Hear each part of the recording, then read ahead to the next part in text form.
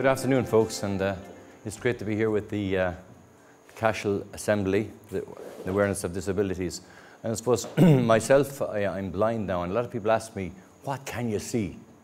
You know, and basically what I can see is light and dark. You know, I have a disease called retinitis pigmentosa, and I grew up going to school like in a small country village in Arfinnan, where I was low-lying by the River Shore. A lovely, beautiful spot, and I was very involved in football and swimming and cycling and hurling and canoeing and, of course, fishing. And I grew up in a school, but at the age of 7, I can remember going into the post office garden and taking a pear at the garden, and my mother was being a very religious woman, kind of made me go down on my 2 knees, and she said, look, you can't do that. You can't do that, she said. Like, you know, like I remember looking up at the Sacred Heart picture, and the stuff got into my eye there, and I couldn't kind of see with this eye. And I said, Ma'am, I said, I have a problem. And I said, mind your problem. She said, well, now you have to get that money back to the post office. But anyway, it went from there, and I was diagnosed as a lazy eye at the age of 7. That was 53 years ago. But at the time, they didn't know what I had, but I knew I was getting worse. And going through school was fairly difficult at the time, because reading the blackboard. And of a bright day, I couldn't kind of see the blackboard, but the teacher kind of knew. But I went in for a little eye checks, and they give me these round council glasses, but if they got fogged up, I could see nothing. But I noticed I was going through the school, I was being moved up to the front. And one day as well, I can remember giving the guy a threepenny bit to take down the notes. Like, it was so hard and difficult, but I fought it through, like, you know. But they were all telling me I'd never get worse or never get better. But anyway, I was getting worse. But another day I remember as well playing football with one of my friends who wore glasses, and there was cows in the field, and he said, I said, how much can you see, Michael? And he said, well, he said, Stephan, he says, if I take off my glasses, I can just barely see the cow. And geez, I can barely see the cow. But he said, if I put them on, he said, I can see his eyes. Jesus, I said, they're the kind of glasses I need. You know, but that wasn't the problem. But you know, that's what I was fighting. I came through school fighting with that the whole time, kind of always trying to, a blind person in the middle of maybe 45 sighted people, which is fairly difficult. But I tried to get ways around it. And I could play football great of a dark day, because the sun wasn't in my eyes, but of a bright day, I couldn't, I might miss the goalpost. But I was fairly fit. But anyway, I was trying to grapple with this vision of mine. Like, was I losing my head? Were the doctors wrong? Or, you know, why aren't I getting better, like, if there's only a lazy eye? And at that time, a lot of lads wore patches, like, you know, and I didn't wear a patch. So I was kind of confused as well, not enough maybe information on the problem that I had.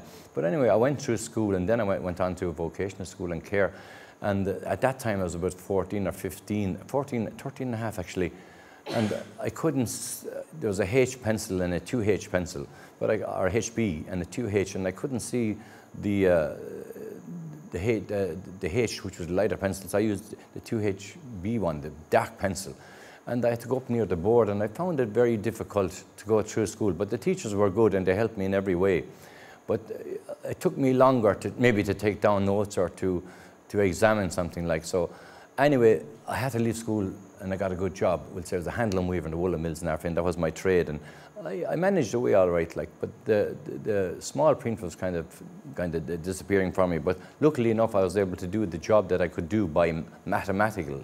So when I had my time served, it closed down. So that's where I was. But in the meantime, I was participating in all the activities that were going around in the community. I was involved in the civil defence, and I was section leader in that. And I had a certificate for first aid, and just blown my little ego a little bit. That's how I was. Played in a band. I was trying to get a band going. I was a good old singer. You know, I was with the real guys that grew up in the late 60s, or the middle 60s, I should say, with the long hair and the jeans and the bell bottoms and all the swanky gear, following the Animals, the Rolling Stones, the Beatles. And we had a lovely little community in our village, and the place where I was, Barrack Street, and there were a lot of lads there who always went off singing, and we used to fake apples together, go fishing together, and all that sort of stuff. Played football and tennis and everything that was to be done in a small country village. But myself, I was really, they were my hobbies at the time, but another hobby I had was a stamp collector, and I loved ornithology, the study of birds, and you know, so I was hear the song of the bird. So just think about the stamp collection for a minute, and as I moved through the albums, I'd see all these places: Malaysia, Thailand, the Great Wall of China, rainforests in Brazil and all Europe and all these places, Kilimanjaro. And I was really intrigued by all the animals and different species. But anyway, that was part of my life. And someday I said, I'm going to go there.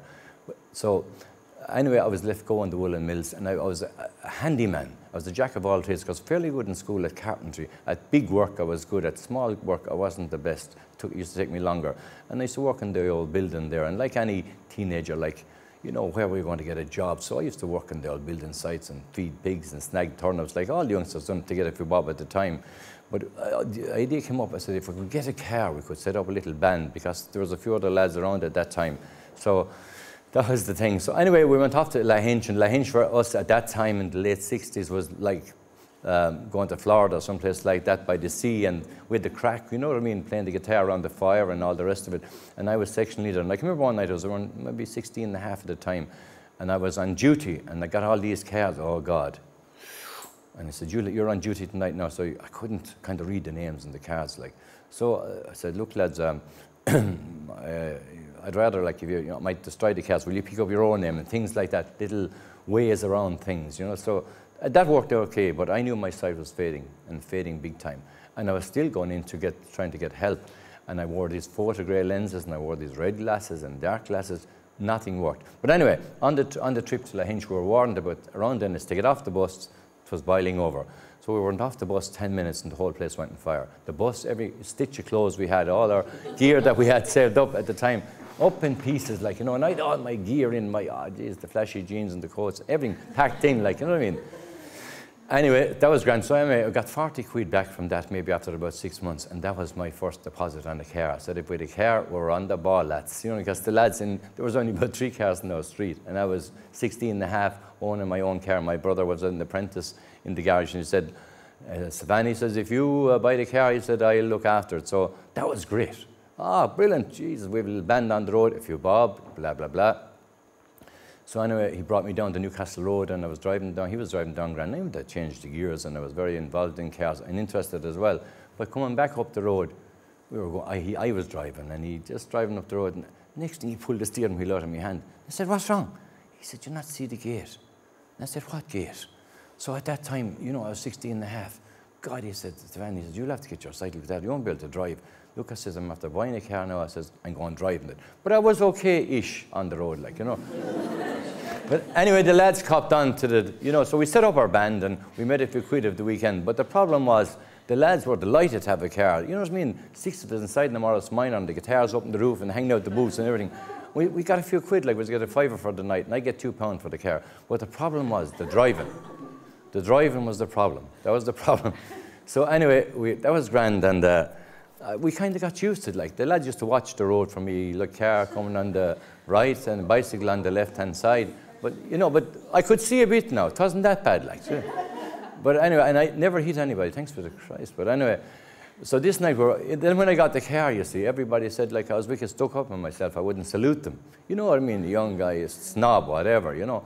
So, God, so I got over that one fairly lively. So all the ways you would have to think when you're losing your sight, and you're out of the community, like, you know nothing about NCBI or anything like that. Like, you just can't really see. You're kind of going blind or whatever. So what happened was then every day, one night we were going to Kilross, and I just gave a big wave. I saw this thing on the right-hand side coming down, and one of the guys in the back, he says, Stephan, who are you sitting there? Ah, that's Mrs. Pike, I said, with her children. That's a bloody black and white cow, he says. Get out and leave Jerry drive the car. So one of the lads says, Jerry, he's only about 15 foot, he had no license, like, you know what I mean? So the plan was, he had three cushions underneath him, and we got on flying, like, he'd drive. But when we come to the town then, I was the only fella that had a provisional license. I'd have to sit in then and drive through the town, like. That's the way it was. It was crazy stuff, like, you know what I mean? But then the stage came, like, you know, I used to met the wife on Good Friday night as well inside in Clonmel. But you see, the way your mind was working, like, so I would go when everyone else would be having their tea. So, and I'd wait for 2 hours inside, the madness of it all. But it's the only way of transport. But I can remember on the first night I met my missus. It was grand, and she said into the car, well, grand, yeah. I met her in civil defence before that, first date. So we went out the road for, you know what I mean, and a hug and a kiss at the time. And that was grand, fine, that worked out well. And I had a big Philips radio on the back strapped down, a battery about that size with Radio Luxembourg on. Don't want to tell you all about that. But anyway, fine, grand, and geez, we're going grand, nice and easy. But I could see, as I told Gabe Byrne in the Late Show, I could see better in the dark. And he says, can you really? But at the point I was trying to say is the lights used to kill me during the daytime, you know what I mean? So when I could see better in diffused light, I could see the white line, and if it was a wet night, I could read really good. So I'd be hoping to be raining every night. Different to Kathleen, but whatever. Anyway, that was the point. So I left just back in the chain, turned on the car above, and there was roadworks on, and I backed the car into the fucking ditch. Because I couldn't really see, like, and the wife was out trying to push, and she got destroyed, and she slammed the door, and it's true for my father, she says. He said, never get in the car with a man, she said. Think about that now. So the fact that I was out there crashing the car, but that's the way it was for a while. But anyway, thank God that eventually I taught her how to drive, but that's the way it was. But also as well, it was life, and so the pain of it and the frustration of it as well was a killer. But then we got on okay, and we still played in the old band around, and to a few bob, and I got a job in the building site. And then I got another job, and when that closed down, then I didn't close down, but actually the factory, Woolen Mills, reopened as a sheepskin factory.